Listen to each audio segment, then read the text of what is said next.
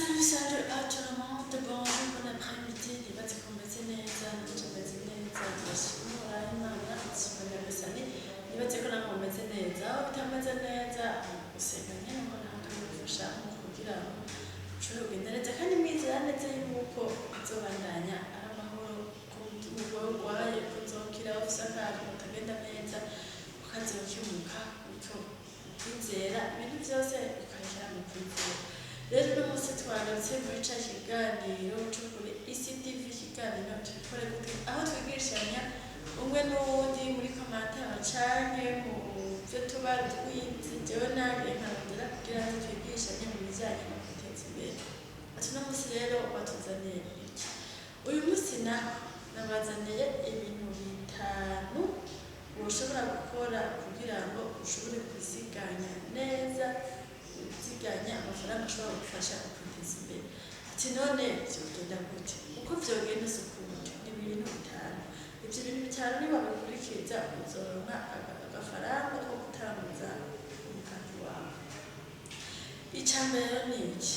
Gerageza kuba munsi kuba munsi y'ubushobozi bwawe. Sinzi ko tubitahura kumwe, depense zawe zije munsi y'amafaranga ushobora kuba uronka. Reka basigusha nka gukoresha amafaranga menshi bakakoroya mirongo. Nimba uhembwa n'ibihumbi amajana atanu, gerageza ukwezi guherane munsi, ntudepense isalari yawe. Kuko niba depense isalari yawe, uzoca usanga wagiye mu madeni. Ukwezi kumwe amezi abiri bizokugora kuko uzosanga amadeni atari menshi agwiye. Gerageza rero kuba munsi y'ubushobozi bwawe, gukora depense zawe zije munsi y'ubushobozi bwawe, donc ya salaire yawe. Depense zije munsi ya salaire.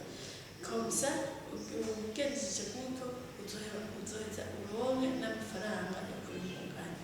À chaque mois, gerageza ugire évaluation ya depense zawe. Ntuvuge ukwezi guheze, donc uzorandika depense, inyuma ukwezi guheze urabe depense wagize ingene zingana. Comme ça, bizogufasha. Iyo uri muri evaluwa biragufasha guhindura programme proche.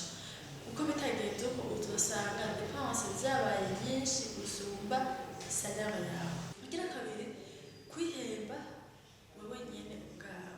Ni ukuvuga umaze kuronka salaire yawe uca wihemba. Kuko siba twavuganye ko ikintu co kwihemba kandi numva kiguma kigaruka. Urihemba uti ndihemba gute? Ni ukuvuga nimba kuri salaire yawe bamaze kuguhemba, gerageza utore amafaranga wewe wihembe uyashire kuri compte d'épargne. Comme ça, biragufasha kuziyungunganya apart ya salaire yawe, apart ya depense yawe. Wihevye ukwezi kwa kabiri, kwa gatatu, kwa kane, bizogerageza kugufasha kugira ngo ushobore kwiteza imbere. Niba uri 20%, urashobora kuyirenza bivanye na depense ubona. Mugabo niba uri ugerageze kuri salaire yawe mensuelle, ugerageze 20% uyabike, uyihembe hama uyabike kuri compte d'épargne. Bizogufasha kugira ngo wiyungunganye, witeze imbere. Mu kiganiro tubikwenze gute, tubikore gute, kidufasha ingene kwiga kurabira hamwe ingene umuntu ashobora kwiyungunganya. Ico cari kigira kabiri. Ikigira ca gatatu naco ni gukoresha règle ya 50-30-20.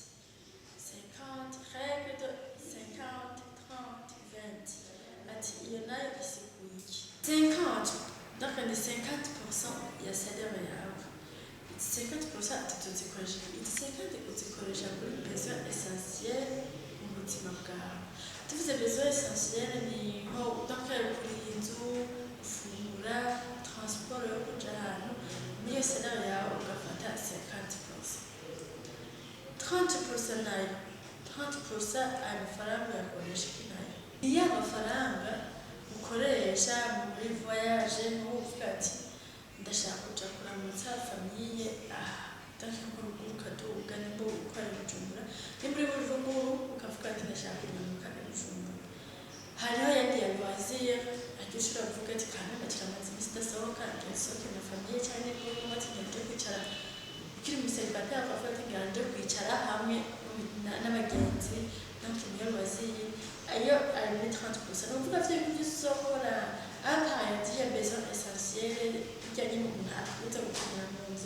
rasiyo gufungura kwideplaza vers ku kazi kuriha inzu donc tugiye tubise bikenewe ufatamo 50%. Hama bijya bindi loisir voyage ibyo byose ugashifata 30%.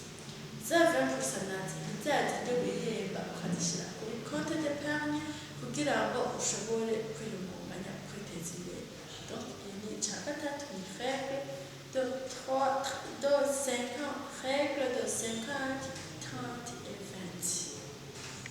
Kigira kane naco ni iki? Attention à votre entourage. Attention ku bantu muba muri kumwe. Gira attention nini kuri entourage yawe. Uko entourage yawe irashobora gutuma witeza imbere, donc utera imbere cyangwa igatuma ushuta.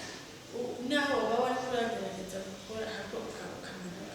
Kubera iki? Niba ufise bagenzi babi, niba ufise ababanyi babi, niba ufise abo mugendana babi, ntuzigere utera imbere, ntuzigere wiyumvira kwiteza imbere. Ntuzababwira ko bashaka kuvuga jewe ndashaka kuza kugira kuziganya kugira ngo nabakore cyane hirya y'ejo nishobora kugira icyo nimariye, nishobora kugira icyo nikoreye.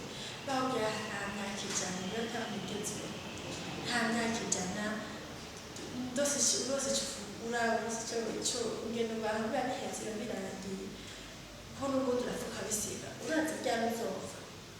Ushobora kuba wumva umenye vuba mugabo ugasanga uranaza utiyungunganya utazigamije kugira ngo ushobore kwiteza imbere, uzoka muri bya bindi nyene kuba mu madeni kuba mu biki ugasanga ubuzima bwawe busanzwe ni bwa buzima bwo kwama muri stress ndabutse ntushoboye kwiteza imbere.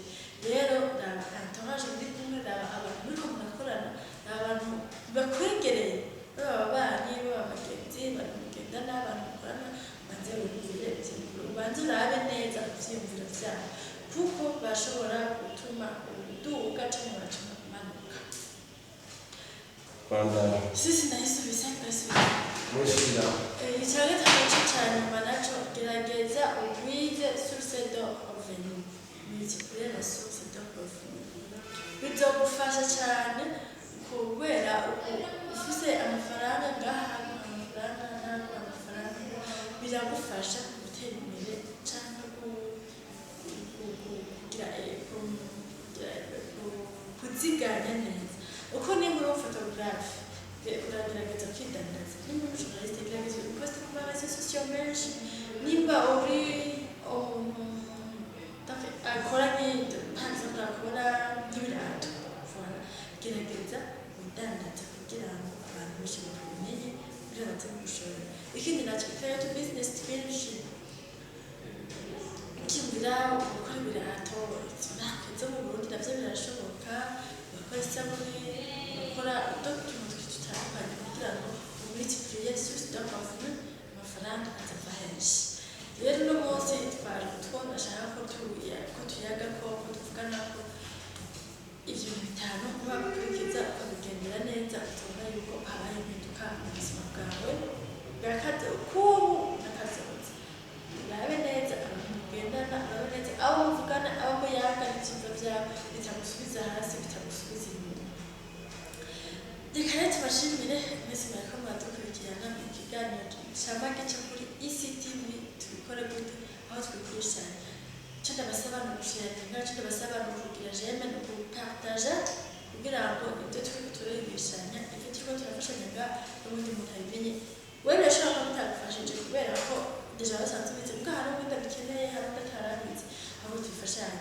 Icyongeye urashobora no kumfasha nanje mukarika ivyiyumviro, nimba hari ikintu ukeneye ko tukorako tuvugako ukacandika muri commentaire komise tukakivugaho.